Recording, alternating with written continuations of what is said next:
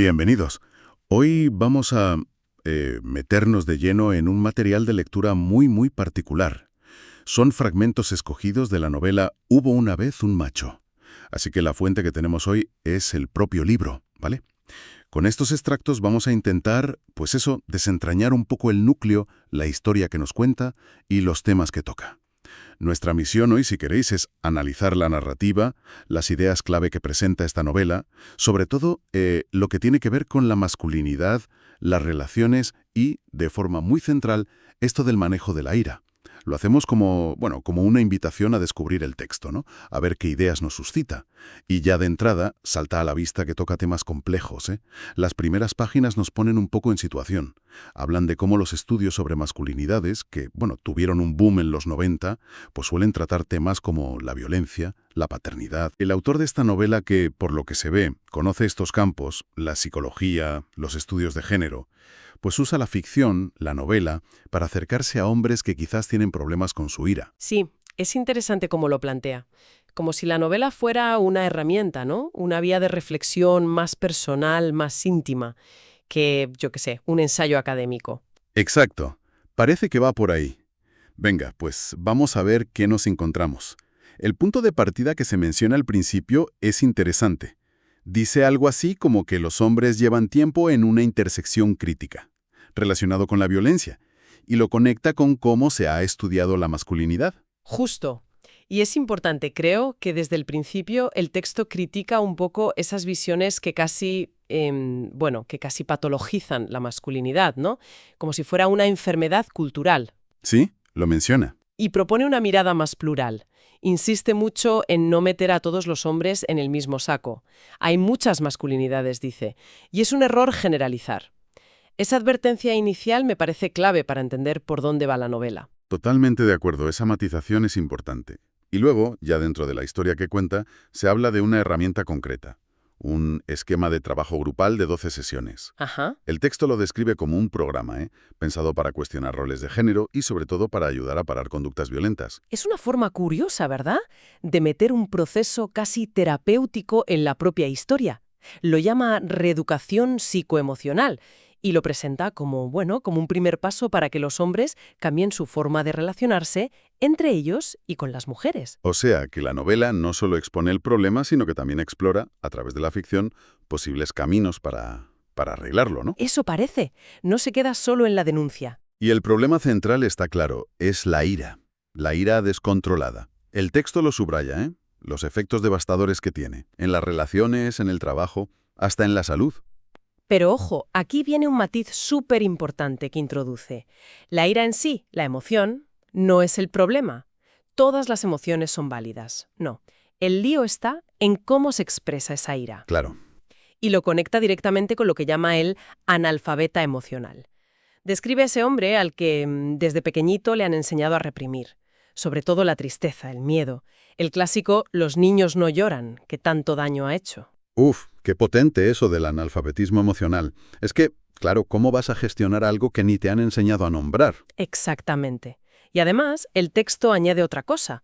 Dice que es un error etiquetar a los hombres que han sido violentos como eternos perpetradores, como si no hubiera cambio posible o como si todo fuera blanco o negro.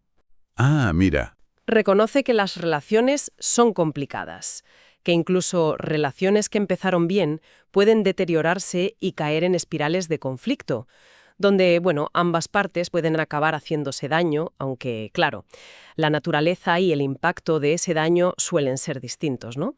Sobre todo por la diferencia de fuerza física, que es un factor real. Muy interesante ese matiz. Bueno, pues entremos ya en la historia, en la trama. El prota se llama Alfonso, y nos lo pintan como un sujeto común y corriente. Un tipo normal, vamos. Sí. Y la historia arranca con él, hecho una furia. ¿Por qué? Porque su mujer, Marcela, ha ido a denunciarlo, o al menos a pedir ayuda, a una institución pública que llaman de justicia. Y la reacción de Alfonso es, visceral. Se siente humillado, ¿sabes? Y lo primero que piensa es en chanchullos, en buscar contactos, moverse por terrenos fangosos para evitar la situación en lugar de afrontarla. Como si la idea de rendir cuentas ante una autoridad, y encima una que él ve como de mujeres, le fuera insoportable, ¿no? Totalmente. Le ataca directamente a su ego, a su idea de control. Y también nos cuentan algo de su curro, un trabajo de oficina, aburrido, donde lleva 5 años atascado. Insatisfecho, poco valorado. ¿Crees que eso conecta con su ira? Yo creo que sí, sin duda. El texto parece sugerirlo, ¿no? Que esa frustración en el trabajo, esa sensación de estar estancado, pues alimenta su malestar general. Y probablemente le hace estar más irritable en casa. Tiene sentido.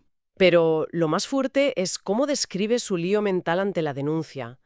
Por un lado, tiene un miedo terrible a perder a sus hijos. Parece que son su ancla. Pero por otro, siente una rabia inmensa. Porque le cuestionan su rol de hombre, ¿sabes? Porque tiene que responder a mujeres en una institución. Es fascinante esa lucha interna que describe el texto. Dice que Alfonso da un portazo literal a cualquier emoción que huela a debilidad, a vulnerabilidad. Sí, sí. Lo ve como algo impropio de hombres. Y ahí, justo ahí, le viene un recuerdo clave de su infancia. Uf, sí, ese recuerdo es tremendo. Su padre dándole un tortazo y diciéndole, ¿acaso no eres hombre? Ese momento parece que le marcó a fuego su idea de masculinidad. Negar el dolor, negar el miedo, hacerse el fuerte a base de reprimir lo que siente de verdad. Una coraza que ahora, pues, se le vuelve en contra. Es que es brutal. Y el detonante del conflicto con Marcela, lo que la lleva a ella a buscar ayuda fuera, es una infidelidad de Alfonso. Ajá. El texto cuenta una escena muy tensa. Él llega a casa borracho, de madrugada, ella le espera despierta. Ha encontrado mensajes, fotos, comprometedoras en el móvil, con una compañera de trabajo a la que él llama la secre, con desprecio. Y la confrontación es, bueno, tremenda. Él empieza negando, mintiendo fatal.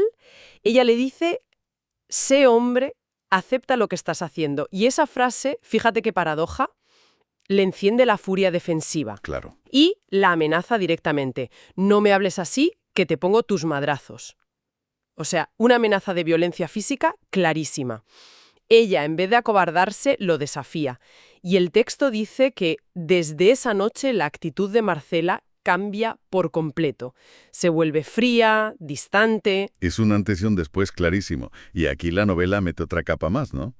La herencia familiar. Lo que viene de atrás. Exacto. La carga intergeneracional.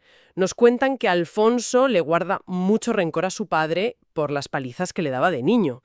Y también a su madre, porque siente que no le protegió. Pero lo trágico es que él repite esos patrones con sus propios hijos. Y el texto añade un matiz incómodo. Dice que a menudo es la propia Marcela la que, ya desesperada con los niños, le pide a él que intervenga, sabiendo que su intervención suele ser física. Madre mía, es un círculo vicioso terrible. El dolor del niño que no se cura y que luego se repite. El resentimiento. Sí, el texto lo pinta con mucha crudeza. Y la tensión sigue subiendo. Un día recibe en el trabajo un citatorio oficial. ¿De quién? De la Procuraduría de la Equidad para las Mujeres, que bueno, en la novela es como una entidad pública que media en conflictos familiares, sobre todo si hay denuncias. Ya. Y para echar más leña al fuego, quien le entrega el papel es su comadre, la hermana de Marcela. Me imagino la escena. La reacción de Alfonso. Explosiva, claro, maldiciones, insultos para su mujer, para su cuñada. Se siente exhibido, humillado en público. Cuestionan la autoridad de esa institución, la ve como un arma de las mujeres contra él. Su honor, su imagen de hombre, siente que se lo están pisoteando. Es tremendo. Y lo más preocupante, empieza a justificar una posible violencia futura contra Marcela, como una forma de reivindicarse, ¿sabes?, de recuperar su autoridad. ¿Qué lógica más retorcida para justificar la agresión? Y esa sensación de injusticia que él siente. ¿Cómo la explora el texto? Es muy interesante eso. Alfonso se monta un discurso de víctima. Cree que las mujeres lo tienen fácil, van a estas instituciones, se hacen las víctimas y consiguen ayuda enseguida, mientras que él, por ser hombre, tiene que aguantar, contenerse y encima es el culpable. Ve una injusticia de género, pero al revés. Exacto. Una distorsión total que le sirve para no asumir su parte. Y esa conexión que hace entre tu autoridad y violencia. Es explícita. El texto lo dice claro. Él querría castigar a su mujer igual que castiga a sus hijos cuando le desobedecen. Para él, el guantazo es una herramienta legítima para imponer respeto y control en la familia. Una idea muy metida en su cabeza, heredada. La cosa se pone aún peor, ¿no? Hay un incidente con el cuñado. Sí, una pelea bastante lamentable con el hermano de Marcela, que intenta defenderla y se lleva un golpe. Y después hay una escena muy potente de Alfonso solo en casa. Cuéntanos. Pues sí, es una escena desoladora. Marcela y los niños se han ido, él se queda solo, empieza a romper regalos que le había hecho a ella, bebe cerveza sin parar, pone música de banda y norteña a todo volumen. Y mientras bebe, le vienen recuerdos de su propio padre. Escenas de borracheras solitarias, de violencia en casa, entre sus padres. El ciclo se ve ahí, clarísimo, casi lo puedes tocar. La soledad, el alcohol, la música como refugio y a la vez como catalizador del dolor. Es una imagen muy fuerte de ese patrón que se repite. Qué imagen más potente. Y después de tocar fondo así, imagino que llega el momento de la confrontación institucional, la comparecencia en la Procuraduría. ¿Cómo va eso? Pues es una escena larga, y con muchos matices. Alfonso llega allí sintiéndose acorralado, juzgado ya de entrada. La abogada que lo atiende, la MP, se muestra dura. Él intenta justificarse, ya sabes, echando balones fuera. Lo típico. Claro, acusa a Marcela de ser agresiva también. Dice que ella le provoca, que le insta a golpearla. Los argumentos de siempre para quitarse culpa. Exacto. Pero la abogada no parece tragárselo. Le saca el tema de la infidelidad. Y cuando él se queja de que Marcela también le ha pegado, habla de arañazos, una bofetada, ella le suelta con un sarcasmo que, bueno, que se siente que le pongan el cuerno. Y le quita importancia a sus quejas. No me va a decir que le duele una bofetada de una mujer. Le echa en cara la diferencia de fuerza. Uf, eso tiene que sentarle fatal. Directo al orgullo. Profundamente. Y la frase final de la abogada, en ese momento, eso no es de hombres, refiriéndose a todo su comportamiento, a la infidelidad, las amenazas, culpar a Marcela, le deja a cabo. El texto aquí muestra muy bien cómo percibe Alfonso esas dinámicas de poder. Se siente en desventaja, incomprendido, víctima de un sesgo, pero también muestra su habilidad para manipular. ¿Ah, sí? ¿Qué hace? Pues, viéndose perdido, cambia de táctica radicalmente. Deja la chulería y las excusas. Pone cara de pena, finge arrepentimiento, vulnerabilidad, dice cosas como necesito ayuda, no sé qué me pasa. Vaya. Y funciona. La licenciada cambia el tono, se vuelve más conciliadora, más dispuesta a buscar un acuerdo. Es un momento que revela la complejidad del personaje. No es solo un bruto, también es calculador cuando le interesa. Fascinante esa capacidad de adaptarse, aunque sea para manipular. ¿Y cuál es el resultado de todo esto? Pues firman un convenio, un acuerdo formal entre Alfonso y Marcela para, mantener la armonía y el respeto. Pero, y esto es clave, el convenio tiene una condición obligatoria para Alfonso: ir a terapia de grupo para hombres que ejercen violencia. Ahí entra el otro gran tema de la novela que comentábamos al principio. ¿Y cómo se toma Alfonso esta obligación? Con un escepticismo total. El texto dice que piensa, ¿de qué le serviría? No cree para nada que hablar de sus problemas con desconocidos vaya a cambiar algo. Y la escena justo después, bajando las escaleras de la Procuraduría, él y Marcela, en silencio, con una tensión que se corta, deja clarísimo que el convenio es papel mojado. El conflicto sigue ahí, vivito y coleando. Entendido. Y así, a la fuerza y con pocas ganas, Alfonso entra en contacto con la terapia grupal. Un espacio que, según nos adelanta el texto, busca ayudar a los hombres a identificar, entender y, al final, erradicar o al menos controlar esas formas destructivas de sacar la ira. Es como el núcleo de la propuesta de cambio que parece explorar la novela. ¿Y cómo es esa primera sesión de terapia, la que nos describen los fragmentos? Me imagino que el ambiente debe ser peculiar. Muy revelador, sí. El texto la describe con bastante detalle, la verdad. Nos presenta un grupo de hombres muy variado. Edades distintas, trabajos, niveles económicos, pero comparten historias que son, sorprendentemente parecidas. Sí. Muchos se sienten víctimas del sistema judicial, policial, creen que sus parejas los denunciaron injustamente. Hablan de celos, de infidelidades suyas y de ellas, de discusiones que se fueron de las manos y reconocen, a veces como quien no quiere la cosa, haber sido violentos de alguna forma. Y las justificaciones que dan son las típicas. Pues sí, son las que ya hemos oído con Alfonso y que tristemente se oyen mucho. Ella empezó, es que me provoca hasta que exploto, fue el alcohol, yo no soy así, tampoco fue para tanto, solo un empujón. Ya sabes, esa letanía de excusas para quitarle hierro o negar su responsabilidad. Claro. Algunos están allí obligados por un juez, otros como último cartucho para que su pareja no les deje. El ambiente al principio parece tenso, muy a la defensiva. Normal. ¿Y cómo lo maneja el terapeuta? El psicólogo que llegó al grupo, Alejandro se llama en la novela, empieza poniendo normas muy claras. Respeto, no interrumpirse, puntualidad y sobre todo confidencialidad total. Pero lo más importante es cómo cambia el foco de la discusión. ¿Qué hace? Pues desde el minuto 1 les corta el rollo de culpar a sus parejas. Les dice, a ver, aquí no vamos a hablar de lo que ellas hicieron o no hicieron. Vamos a hablar de ustedes, de su responsabilidad en lo que pasó. Eso debe crear resistencia, ¿no? Muchísima, al principio, pero Alejandro insiste. Empieza a explicar conceptos clave, los tipos de violencia, más allá de la física, la psicológica, gritos, insultos, humillaciones, la patrimonial, romper cosas, controlar el dinero, la económica, no dar para el gasto, la sexual. Les hace ver que la violencia tiene muchas caras, ¿sabes?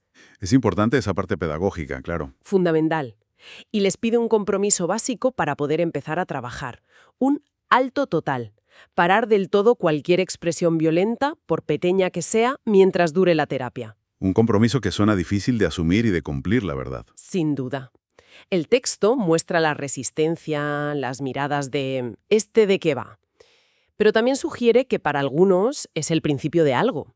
El simple hecho de escuchar a otros tíos contar historias tan parecidas a la tuya y que te confronten con tu responsabilidad en un sitio estructurado, parece que empieza a moverles algo por dentro.